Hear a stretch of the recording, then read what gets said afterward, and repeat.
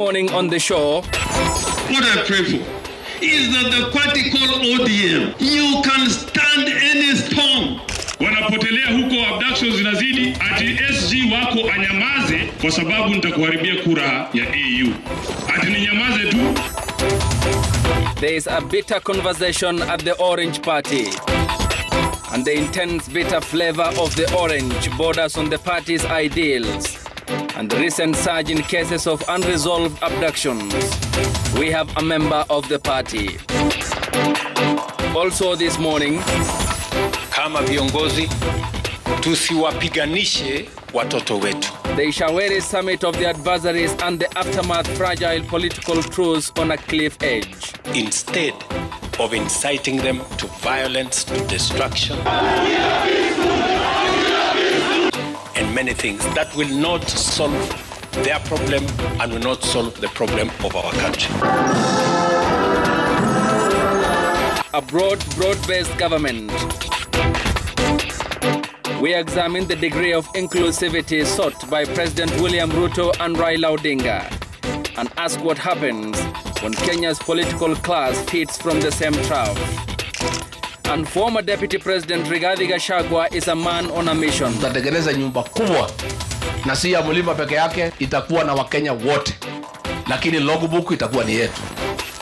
We make sense of the pilgrimage to Wamunyoro in Nyeri County and the rebirth he seeks following his removal from office.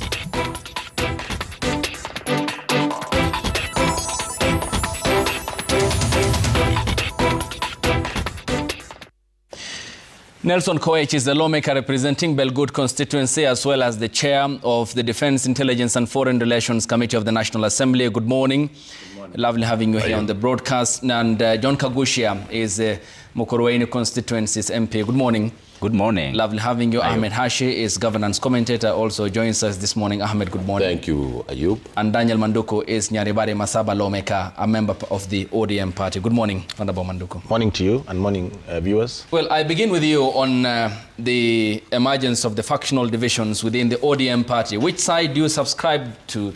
The cheerleaders-in-chief for the administration or those who still subscribe to the ideals of the party and speak about issues of abductions and human rights?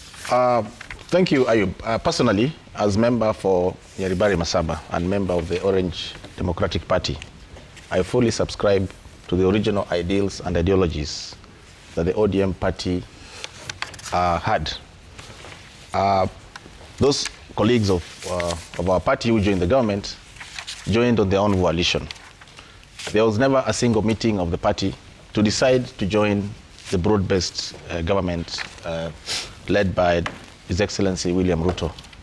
And so, from where I sit, I strongly believe in the ideals of the party: human rights, democracy, transparency, and fight for the ordinary citizen of this country.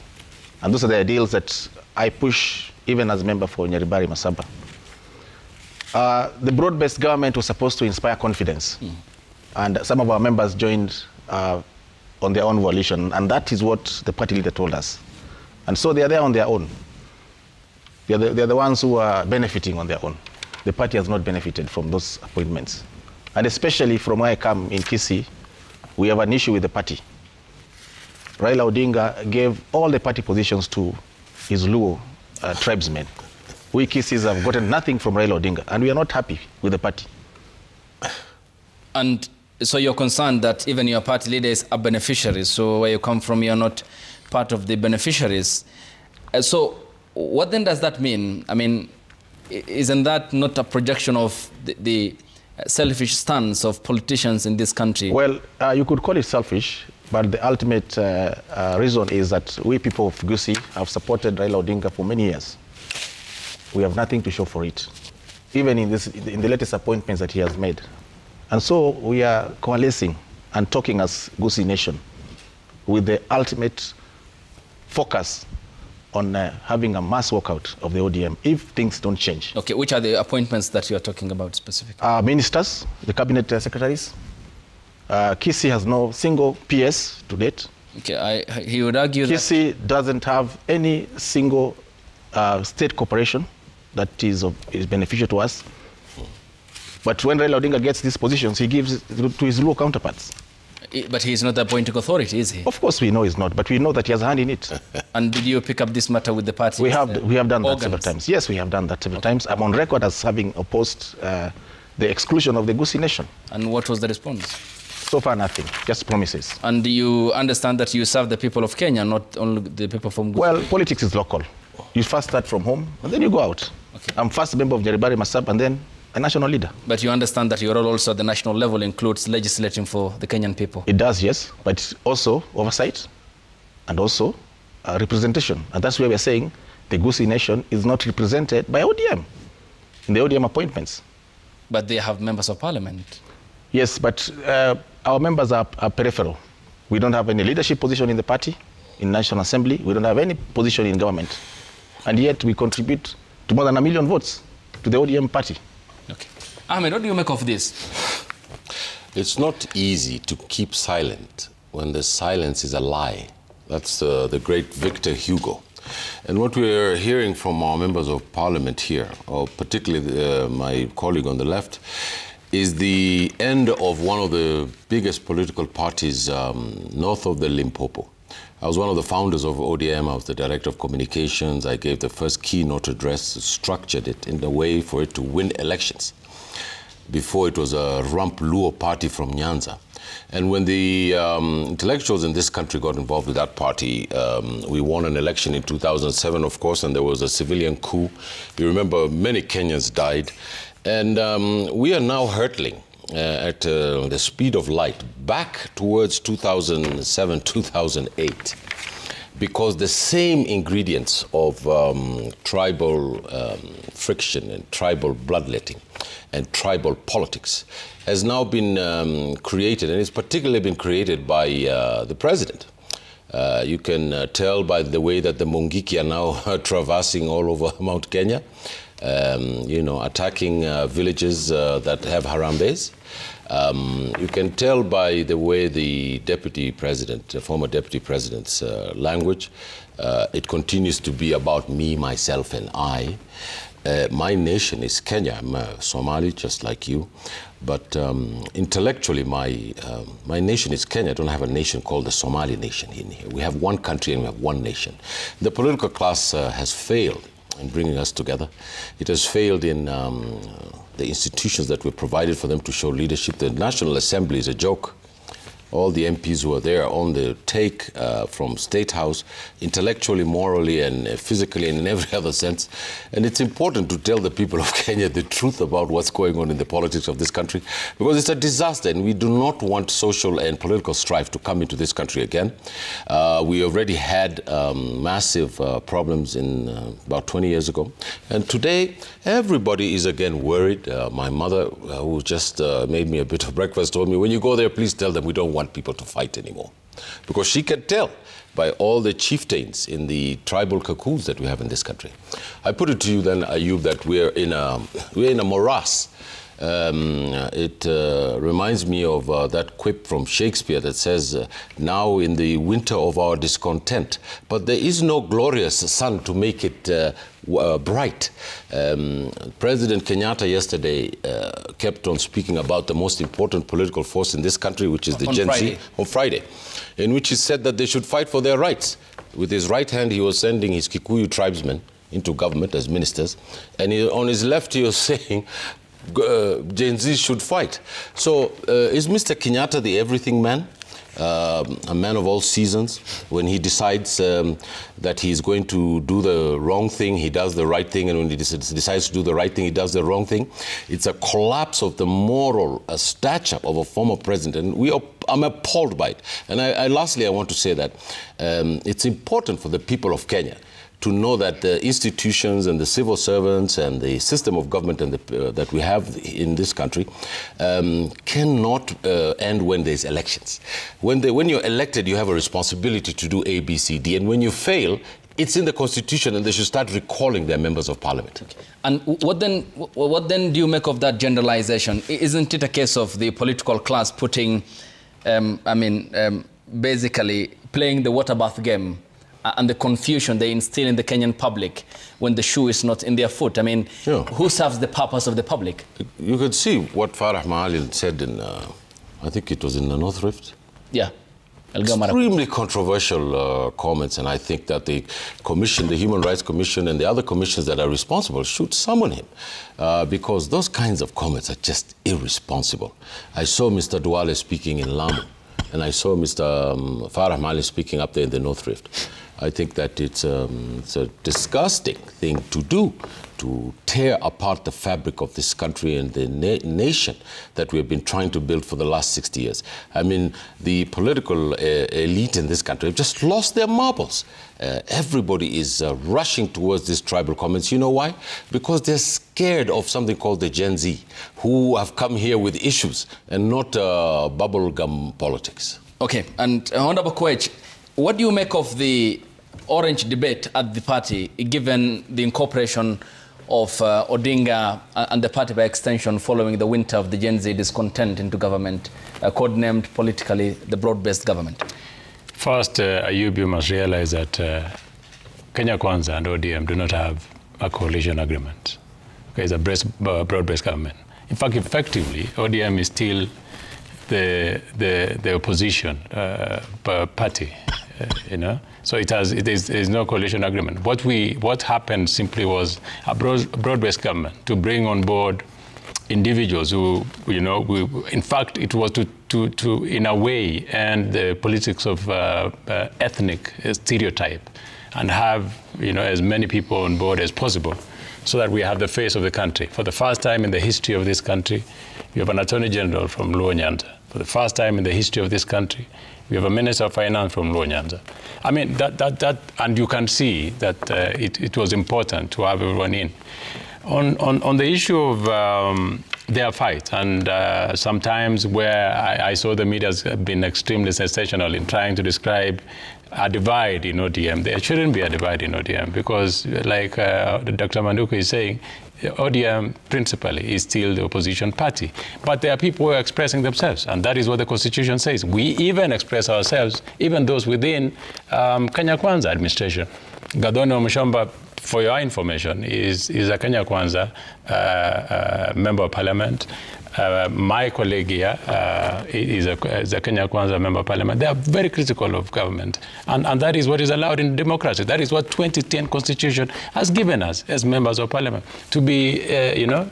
But then you must view it differently also. I find Honorable Sifona's outbursts sometimes very unfortunate. You will remember that when Dennis Itumbi was abducted and tortured, and his limbs were broken, Sifuna was still the Secretary General of ODM. He didn't speak. You can go to your records and see. In fact, he did not speak on many issues, particularly even the abductions that happened at that time. People were killed and dumped into Bayala, but he didn't speak. So I find it not genuine at this point, because, and you look at it two-way, actually. Most of the noises that come from ODM is number one, people who felt they should have been in government. So there, you know, there are certain people who felt, you know, this position, finance minister, should have been me and not Mbadi, for instance. And who are they? I'm saying that there is content, you see. Sometimes it comes from that view, from me. That I'm not saying that it could be accurate, but I'm saying that is what I see. Or you know, it should have been me who should have been the Minister of Energy. that I look at it that way. And you can find there's a lot of pain from certain individuals. And in fact, if Manduku had been more bold, he will have told you that they are uncomfortable because, and he actually said this, because Kisi, for instance, did not get anything. And you won't expect Manduku to sit back and relax. He will be complaining. So such noise is what you see, in my view. Okay, and you discount the statement by the SecGen of the ODM party, Senator Edwin Sifuna. What then do you make of the same comments made by Senior Counsel James Orengo, who as well spoke about what happened in Rivayala during the Kenyatta government? I will tell you something. There are people also who have become collateral beneficiary of Raila's candidature in every election. Okay, Hashi will tell you there are there are politicians from Luo Nyanza who will never want to hear Raila leave the political scene because they have benefited their entire life being elected because of only being associated with Raila Odinga. They do no development. There is competition in our constituency, and that is why someone was asking me that most of the people from our region are very relatively young. Kisii, Kericho, Nandi, and all these things. It's because you deliver. If you don't deliver, you're kicked out. But there are parts of this country that, delivery doesn't matter. You just have to say, Baba Tosha, and you're into parliament, or you're into Senate, or whichever office you're running for. So those people want to hold Raila at ransom. They don't want him to even win the AU seat. They are praying deep in their hearts that Raila should not win the AU seat because it means their political death if Raila wins the AU seat today. Okay. So they are quietly praying that. And of course, that space, many people also want Raila to use Raila as a bogey during election. Do you know there are communities that just sit back and wait for Raila to run? Then we have Raila phobia. We have a team of all these politicians permanently attacking Raila so that they get the space to speak to their communities and get back to politics. Why do you think the traps laid at State House by the former Deputy President Rigathi Gachagua have failed to nab the former Prime Minister Raila Odinga from joining government? What is happening in this country, and if leaders don't see it, they will be lost. The young people are resetting the political arithmetic of this nation. And young people are not necessarily interested in our political narratives. Neither are they interested in our tribal organization or reorganization. And young people are pushing for agenda-based politics and economic emancipation in the country. They are looking at the resources that they are putting in the main pot, and they are looking as to how that resource is being utilized. The issue of how government is organized today, in what many are calling the bread-based government, has nothing to do with the traps or no traps.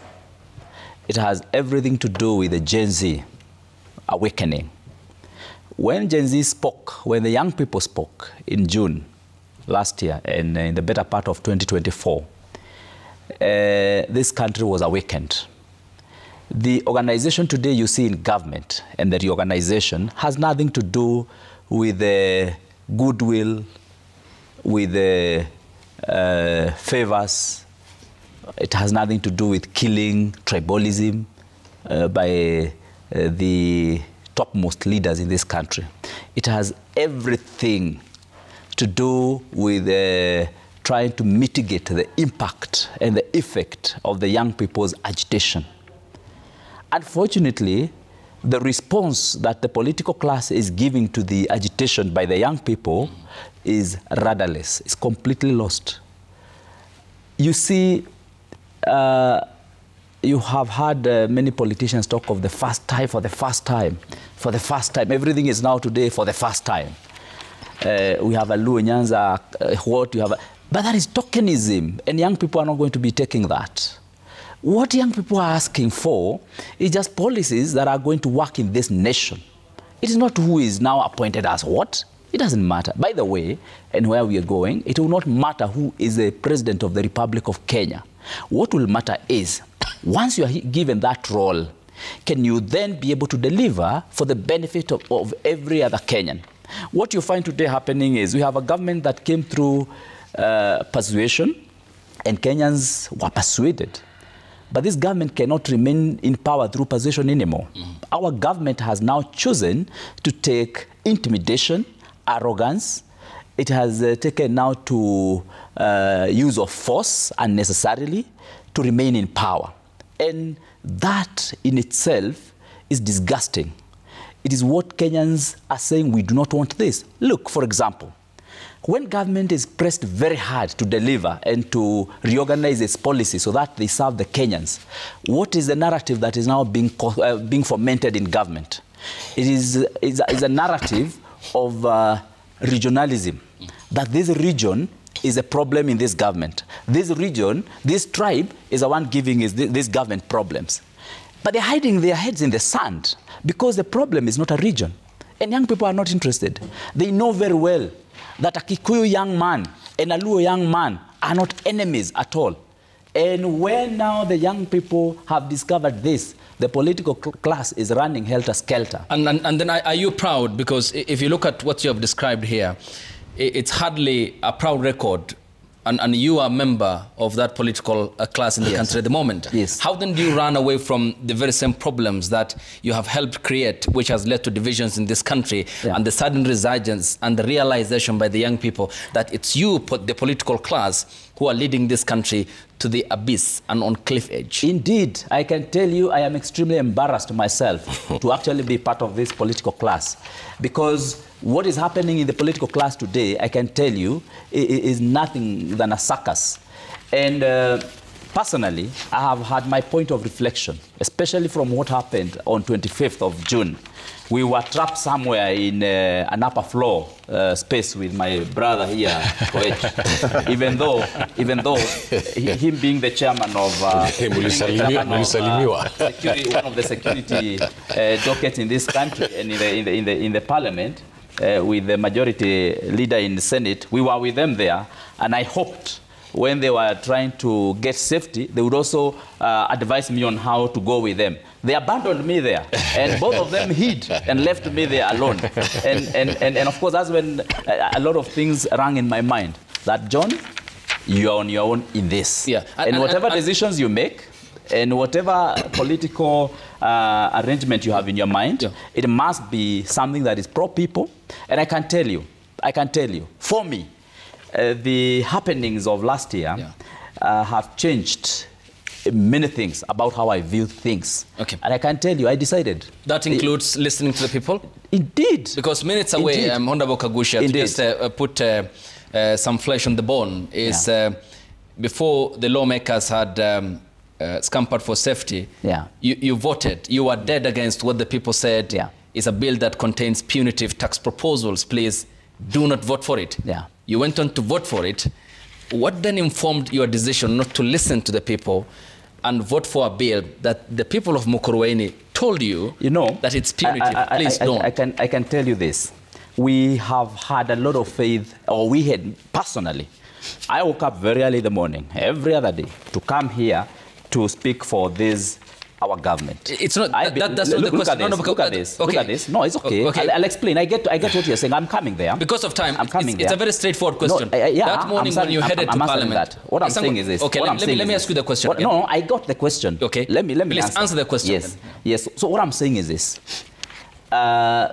Whatever the case, as Kagusha, I had my point of reflection. Are you getting? And I have asked myself, what really is a point of representation? Are you getting? From even what happened that time. Because what I was looking for were resources, are you getting, for Mukurweini people. I came here and explained to them. But at the same time, I have come to learn, when the people tell you, yes, Kagusha, you're looking for resources for us today, but as of now, we don't want those resources. As of now, what we want you is to take this direction. At that point, as a politician, I thought maybe what I think is important is actually important. But now I have come to learn that you must listen to the people, and what they tell you, especially after they have elected you, that is actually what is more important. And that is why I'm telling you, I have had my point of reflection. I have had my point of, self-interrogation. And I made my choice. I made my decision that listening to the people is core. Okay. And that is why, as we move on, I have to pursue policies that are pro-people. I have to listen to what the people actually want us to do. Are you getting? Thank you. I just want to say this because I'm finding this very disturbing.